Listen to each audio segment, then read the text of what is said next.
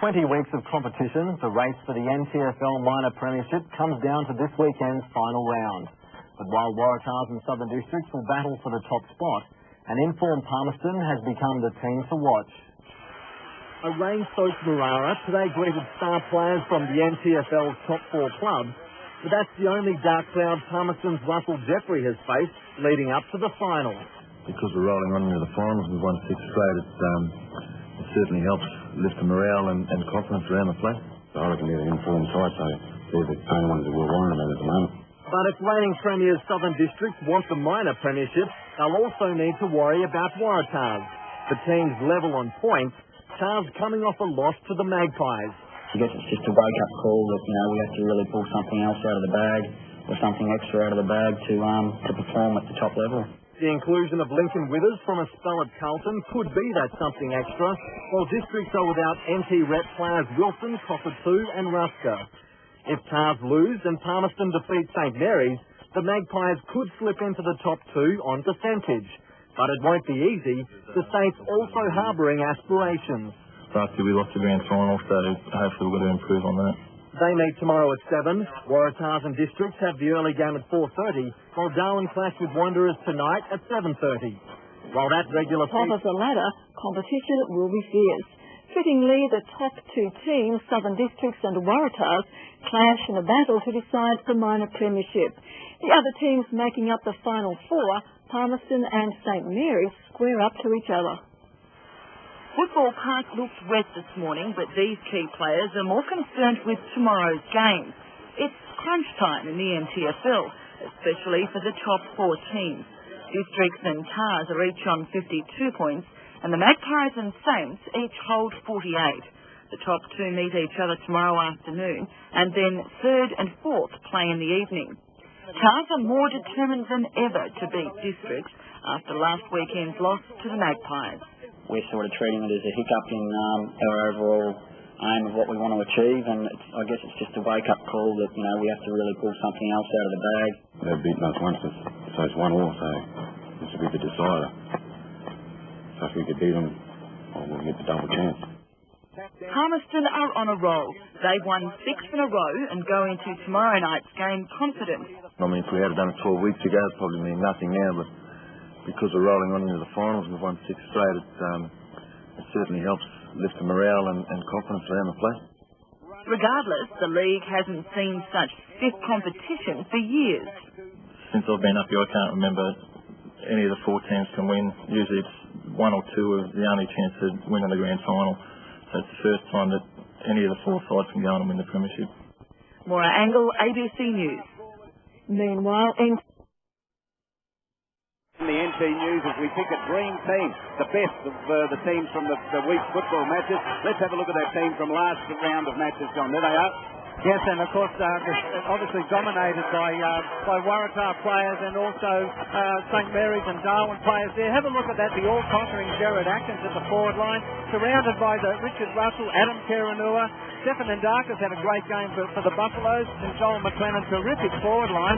Dunstan and Fowler very, very good on the wing. And Mick Athanasiou, good to see Big Mick in the dream team. He's in my dream team most weeks. And the Nycliffe side feature in the back lines with Brown, Dirksen, Braun Bush, of course, Ian Terrace, and the all-conquering Ashley Pullman back there at fullback.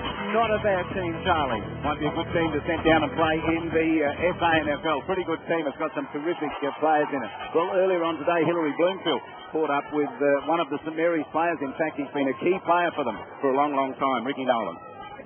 Well, Rick, your father Mick was heavily involved in football with North Melbourne. How much of a role does he still play in your football? You speak to him on the phone at least once a week, and I try to send down the ABC videos as much as I can if we win. And still speak to him on the phone and speak to him fairly often. And what goals do you have for this season? I'd like to, obviously my number 1 goal would probably be to win the premiership. I'd like to finish in the top 3 in our best and fairest, and I'd also like to make the rep side this year. And who would you say your toughest opponent is out there in the ruck?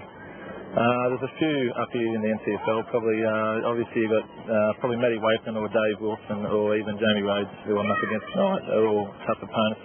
Probably the Rugman with the final side are probably the toughest opponents. and you've played up in Darwin for a number of years now. What is it about Darwin that has drawn you to Darwin and has in fact led you to move up here? Probably Darwin's the only place in Australia that has 12 months a year football. Obviously you've got the AFL football, and then you've got the summer season, so probably 12 months a year football. And brother Danny's moved up here after you, and how's he finding it? Yeah, he's finding it a little bit hot. He's just come up, just played a full season down in Wangaratta Rovers in the Murray, and hopefully there'll be another brother, Dale. He's got to finish school, he's only 17, and hopefully he'll be heading up here in December. So three brothers have never played in the same side before, so it'll be quite good if he was to move up and we play together. And how do you think you're going this afternoon's match? The club's got a lot of injuries, but I think we'll give them a good shake and we should win the game. Best of luck for this afternoon. Thanks a lot. Ricky Nolan there. Let's go straight into the Saints room. There they are, John. Very good players, very good strong players. St Mary's really only had the one, Ricky Nolan, and Wayne Shields caught up with him a little earlier on. Ricky, are you expecting a pretty physical game tonight, especially with you playing in the ruck, pretty rough around the ball? Yeah, they've got a couple of good ruckmen, so it's pretty important to get the ball out of the middle and give their forward line as many scoring opportunities as possible. And they've got some big players too, big ruckmen. Yeah, they're a fairly tall side, and there's probably 3 or 4 that should probably ruck from today, so hopefully I'll try and get on top early.